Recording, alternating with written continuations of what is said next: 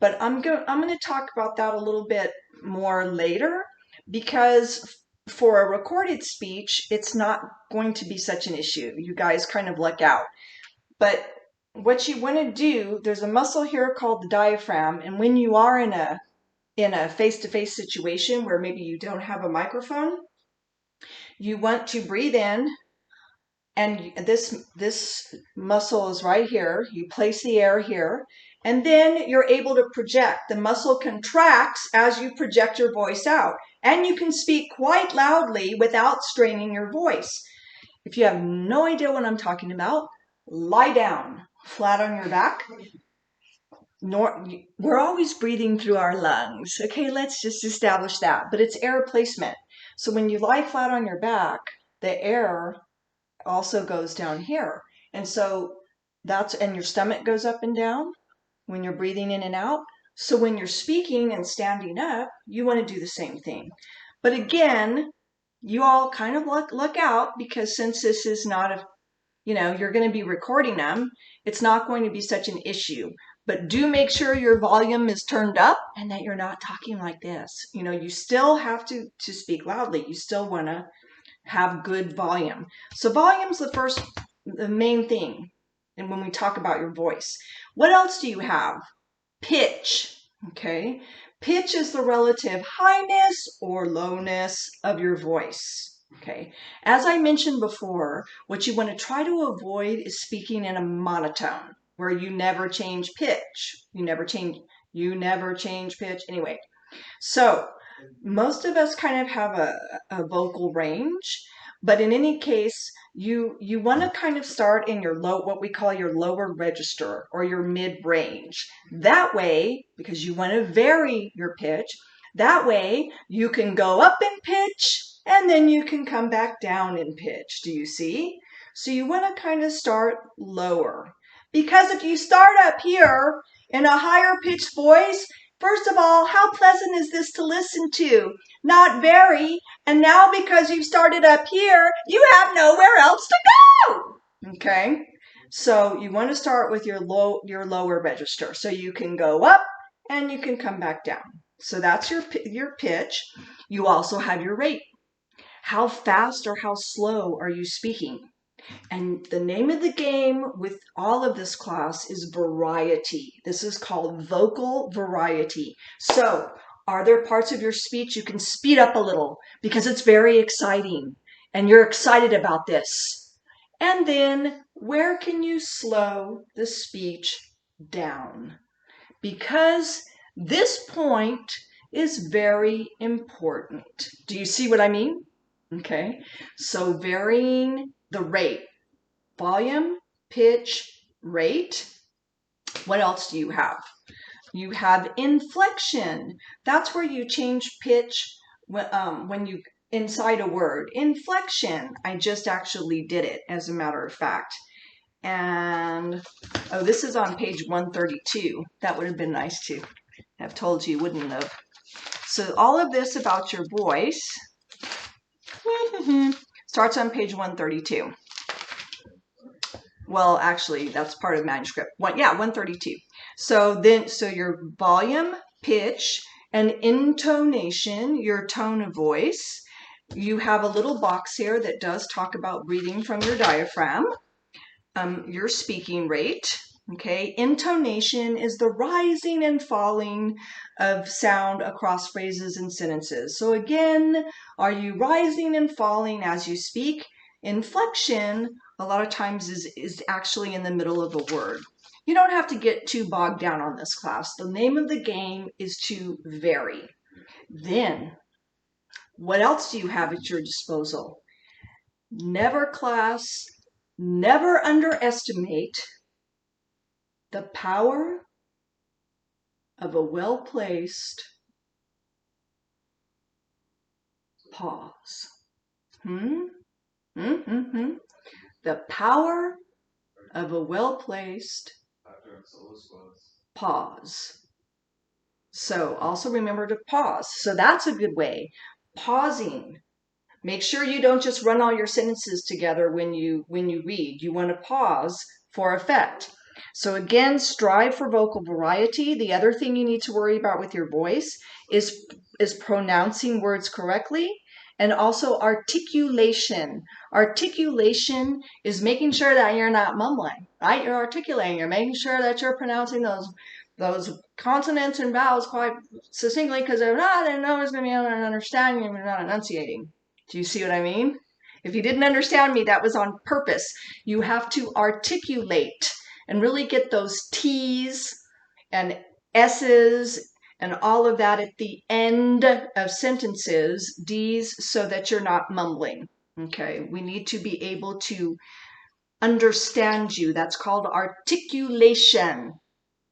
There's a fun little exercise. If you're still with me, I'll teach you a quick articulation exercise. So here we go.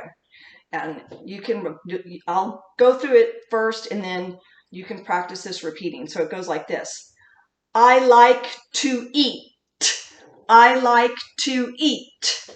I like to eat 8 apples and bananas. Okay, are you with me? Again, I like to eat. I like to eat. I like to eat 8 apples and bananas.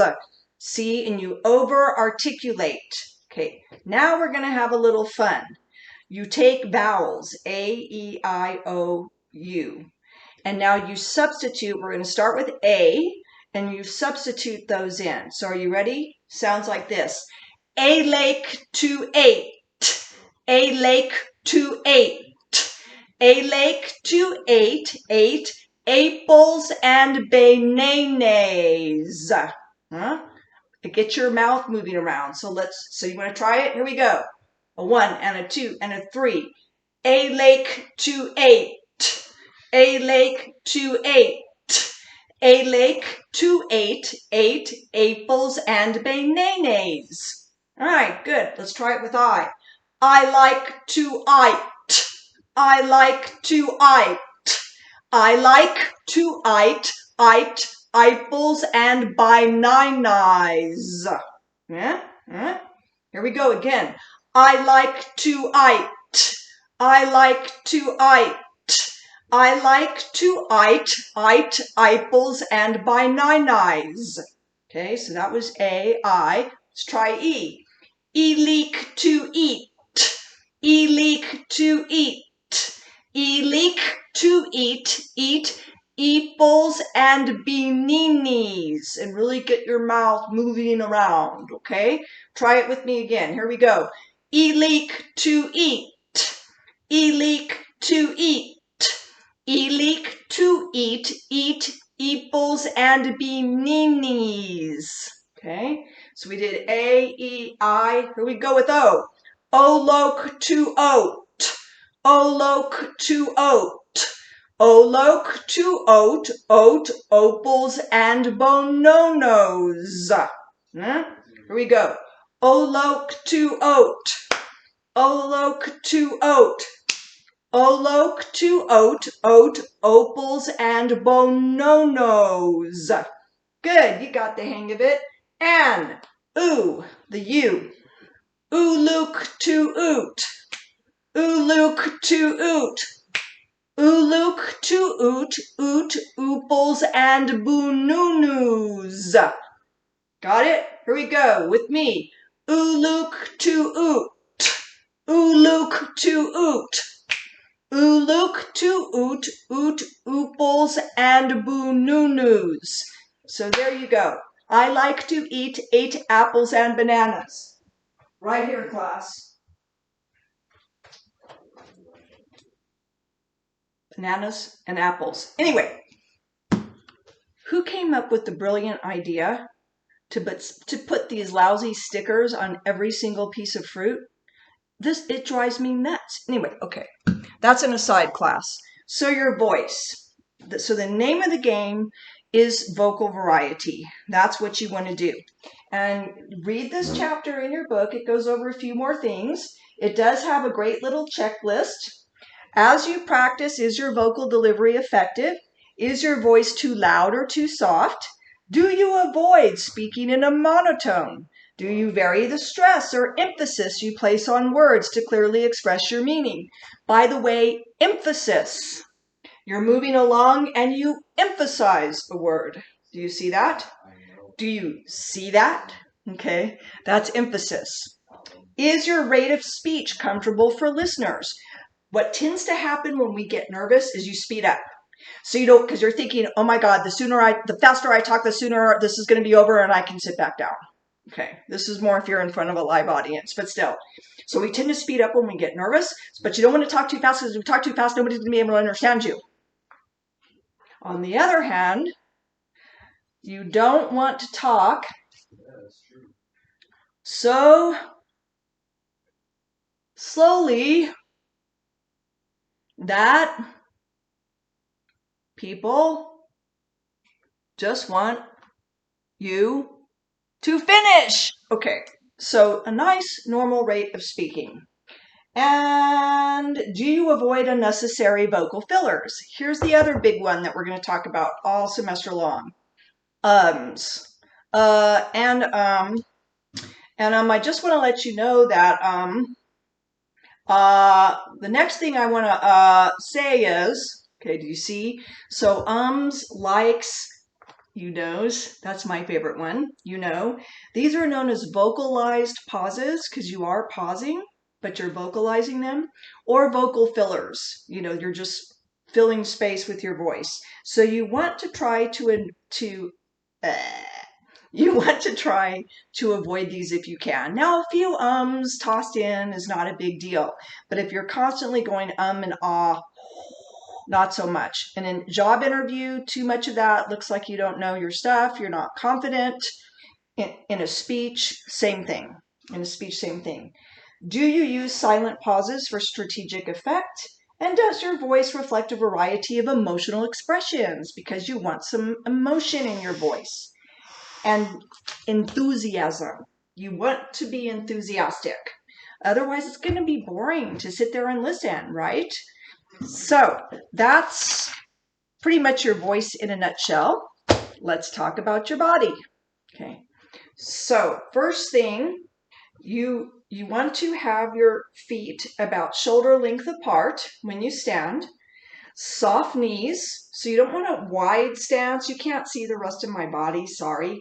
You don't want a wide stance, and you don't want your feet together like this because it just, I don't know, it looks like you're like a pole or something swinging in the wind. So feet about shoulder length apart, soft knees, and imagine that you're grounding yourself. Become aware of the sensation of the ground pushing up against your feet and your feet pushing down into the ground. Okay, you're stable. And you can breathe in, right? Breathing in and grounding. Kind of imagining that you have roots at the bottoms of your feet and the roots are growing down into the earth and you feel nice and stable. Soft knees, because you know if you lock your knees, what happens? You're going to faint. And I'm not there to give anybody CPR, so don't lock your knees. And I want you to imagine that you have an imaginary string attached to your belly button. It's going up through your spine, up the top of your head, and there's an imaginary giant hand up there, and it's holding the string just a little bit taut.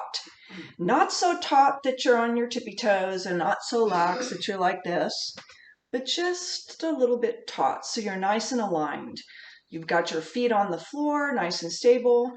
Your center, right here, your belly button, or actually it's probably a little bit higher, but in any case, you've got that string that's just holding you nice and stable. You can kind of do some shoulder rolls, relax your shoulders, boom, and here you are, a nice body stance.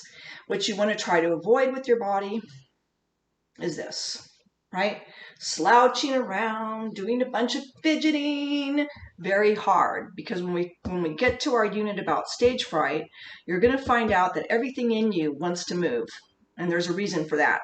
But in this case, you need to look poised and calm. It doesn't mean you have to sit here like a mummy, but you don't want to do, you don't want to be doing jazz hands, and happy feet.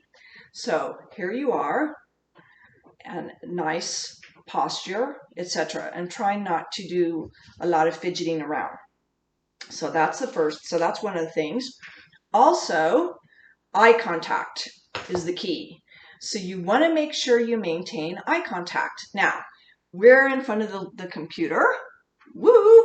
So it's not that hard. But in a classroom or with a live audience and in a venue where you can actually see your audience, you would want to practice what's called scanning. So you would kind of just meet people's eyes for a few seconds. You move around the room. Okay, you scan. You talk here, you talk there, but you actually do look at people's eyes if you're in a classroom where you can actually see them. Now, if you're in a huge auditorium and there's 300 people and there's spotlights on you and it's just sort of a sea of black out there, that's different. But you still want to look out. But in any case, here, and I was doing that artificially as if I were looking in a class, but here you would be looking to the computer, right? Hello, here we are. You know, on the phones and I can never, my eyes are always looking somewhere else. I don't get it. I don't know I don't know where the hell you look. I'm always the one with the eyes somewhere else. Anyway, that's another aside. You also want facial expressions. You're alive. You want animation. That's what animation means. You're alive. So facial expressions, smile, or it's serious, or hello. You want to get your face moving around, right? Don't become self-conscious. Just normal conversation. That's what you're after, is sort of a nice, comfortable conversation with your audience, right? So presenting the speech. So let your, don't, I'm here and blah, blah, blah, blah, blah. No, you can have some facial expression, making eye contact, being excited to record your speech of introduction. Woohoo! So there we go. So facial expressions, maintaining eye contact. Again, you can go through your book. Again, feeling natural and expressing your meaning is what you're after. Never use expressions that are out of character for you or inappropriate to the speech occasion. You don't want to sit here and say, oh yes, every year 3,000 people are killed in automobile accidents. No, right? That's not right. Every year 3,000 people are killed in automobile accidents. Do you see that? You want your tone and your expressions to match what you're saying.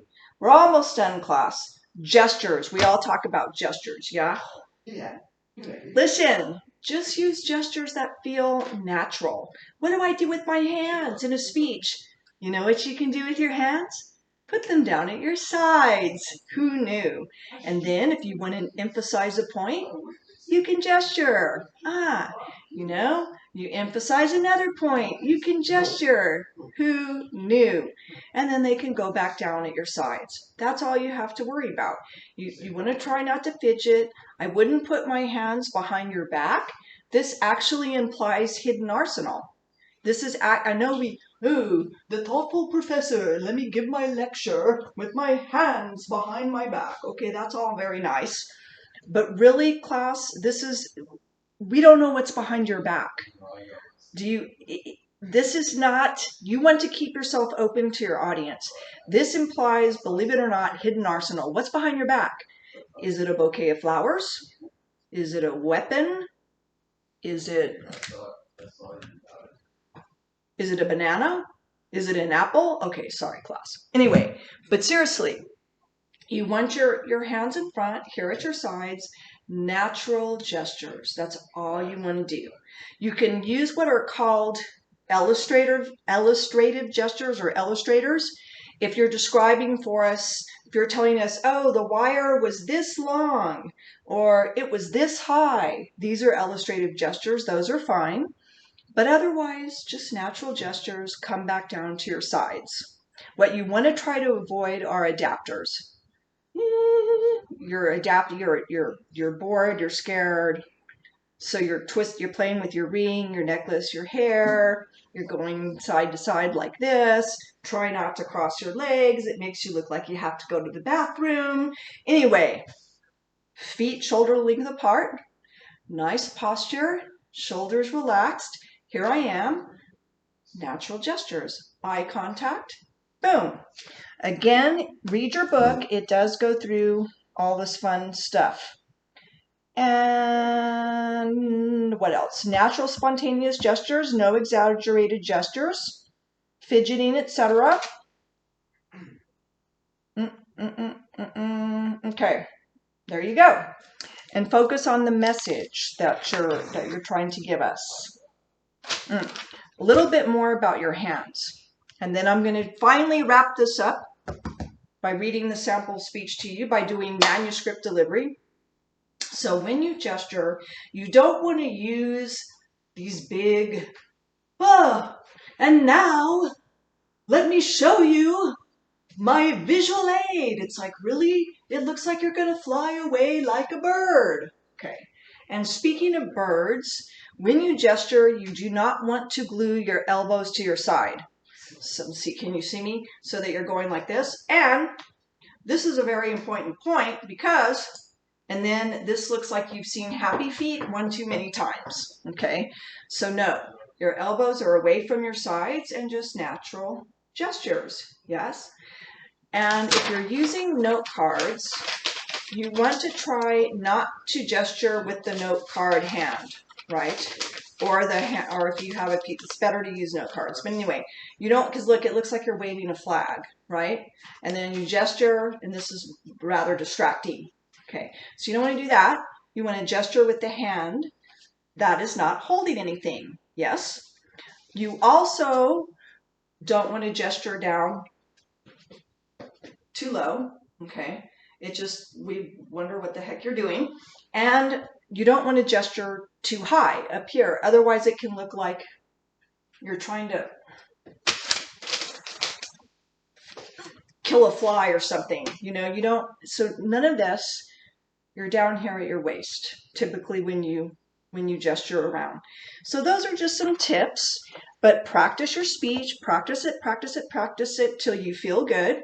With your speech of introduction. You guys are lucky because you can record it, right? You're not in front of this live audience. So record it or get someone to record you and listen, go back, watch it, see what you're doing. Listen to yourself. Are you making any distracting gestures? So that's where this is kind of an advantage. And an example is worth 1,000 zillion words. We're almost done. Try to keep this to 50 minutes. And we'll see if I can make it through this. I need to practice this more, and I don't like it on the phone. It's much easier to see on a piece of paper.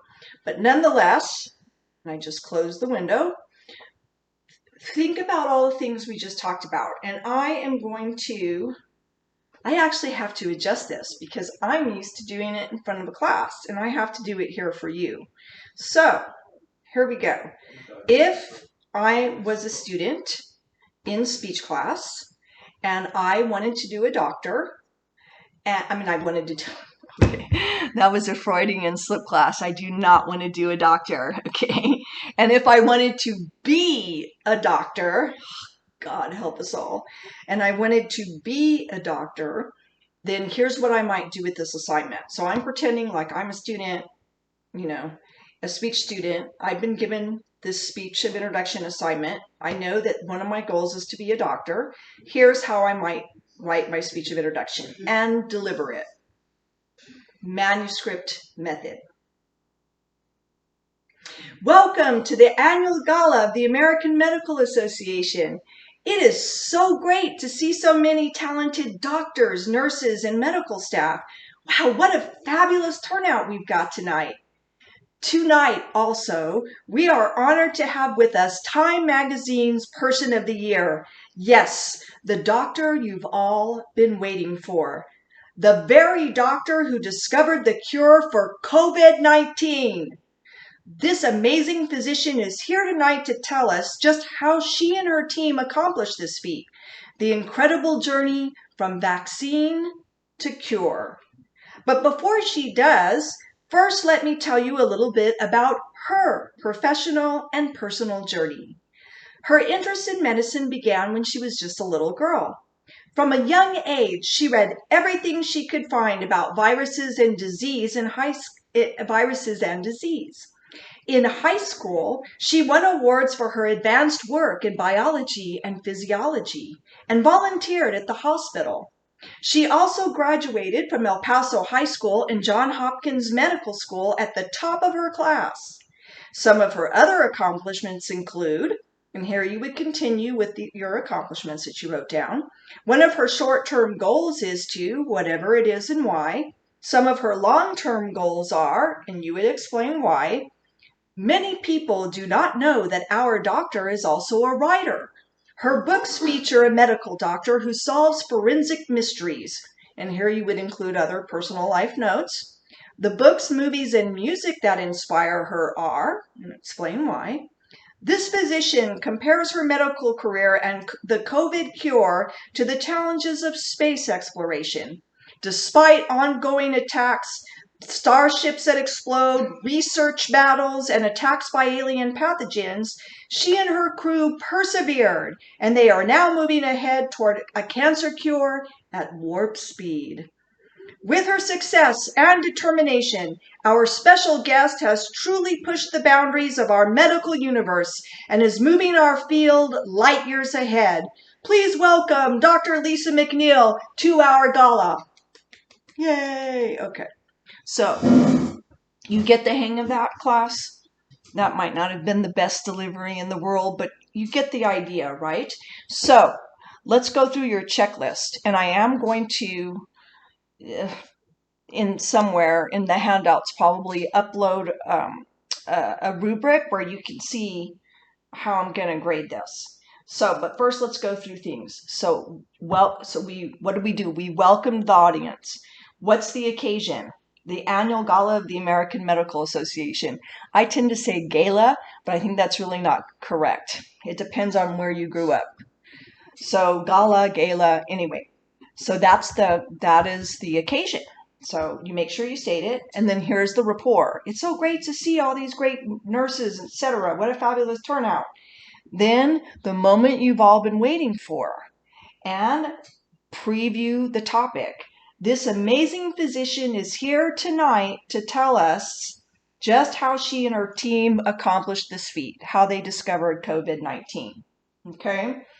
Then the whole paragraph, we went into all the categories, and notice what is the metaphor. What's the metaphor / simile / analogy? Well, here it is. This physician compares her medical career and COVID cure to the challenges of space exploration. And then I carried it through starships that explode, research battles, attacks by alien pathogens. They persevered. They're continuing on at warp speed. So I sort of threaded that metaphor. Then at the very end, we welcome the guest, right? We welcome Dr. Lisa McNeil to the podium or to the event. So do you see how that works? So you can kind of go through and use this as use my example, which you have on the handout. Well, yeah, on the assignment handout as your example, but you're going to then put in your information, your metaphor, etc. By the way, I did that. I wrote that example for this semester, and I took advantage of what's called rhetorical context. And so that's why I made it like I had discovered the cure for COVID-19. Rhetorical context refers to events or situations that are happening in the world or around the event. So, for example, today, there's if you hear people speak today, newscasters, whoever you're watching, rappers, social media, if anyone's doing a speech or giving a speech today, they're probably going to mention the fact that it's the anniversary of 9/11. So today's of course, the anniversary of 9/11. So that's an example of using rhetorical context. If you don't refer to that event, you look kind of out of touch because it was such a huge moment in our history. Of course, I remember exactly where I was when 9/11 happened. I remember that morning quite clearly. A lot of you weren't born yet. Some of you were little. Some of you are my age and you remember it. So, but let me tell you, you never know. Several years ago, I actually had a student in my class whose father was killed in 9/11. So it is a sobering day. And if you don't know what 9/11 is all about, hello, do some research. It's a potential informative speech topic. So I'm tired of talking. I'm 5 minutes over. You're probably tired of listening. I hope that helps. I just do the best that you can. On stay tuned because I am going to post a video that explains to you how to upload it. But it's not going to be me explaining it. Remember, it's going to be my colleague. But it's going to be up in black. I'll put it up in your Blackboard. And I wish I had some fabulous closing remark, but I don't. So I look forward to watching your speeches and learning about you and have some fun with this class. Have some fun. You notice how you can set it in the future as if you've already accomplished your goals. Yes? And as if you are the guest, the keynote speaker, the main event, the guest speaker. So read those chapters. I will repeat them again. This is part 5 delivery, chapter 16, 17, and 18. And if not, just watch this lecture. Bye. Have a nice weekend. Look for the other videos. It may take me a while. And take care. Fake it till you make it, class.